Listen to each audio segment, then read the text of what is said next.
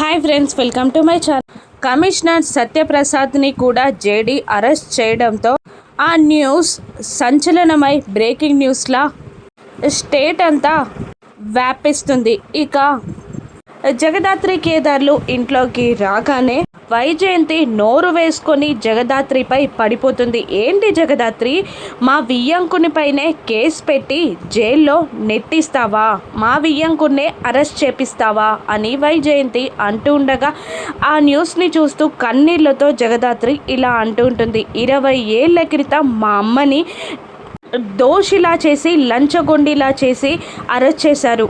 ఆ కేస్ని నేను రీఓపెన్ చేశాను. అందులో ఉన్న నేరస్తులని ఇప్పుడు అరెస్ట్ చేస్తున్నారు. అందులో నేను చేసిన తప్పేంటి అని జగదాత్రి అందరినీ నిలదీస్తూ ఉంటుంది. ఏంటా తప్పేంటా అని అంటూ నిషిక వైజయంతి కలిసి మాధురిని హాల్లోకి తీసుకొచ్చి జగదాత్రి ముందు నిలబెడతారు. నువ్వు కేస్ వాపస్ తీసుకోకపోతే మాధురి అత్తింటికి దూరం అయిపోతుంది అని అంటూ ఉంటుంది వైజయంతి. ఏంటి అన్నట్టు షాకింగ్గా జగదాత్రి చూస్తుండగా, అవును జగదాత్రి వదిన, కేస్ రిటర్న్ తీసుకోకపోతే నన్ను అత్తగారింట్లోకి అడుగు పెట్టనివ్వనన్నారు. మా మావయ్యని రిలీజ్ చేపిస్తేనే నన్ను అక్కడికి తీసుకెళ్తారట అని మాధురి కూడా జగదాత్రికి చెప్పగానే జగదాత్రి షాక్ అవుతుంది. ఇక నిషిక అర్థమైందా, వెళ్ళి కేసు వాపస్ తీసుకో అని అంటూ ఉంటుంది. ఇక జగదాత్రి కోపంగా చూస్తూ ఉంటుంది. ఇప్పుడు జగదాత్రి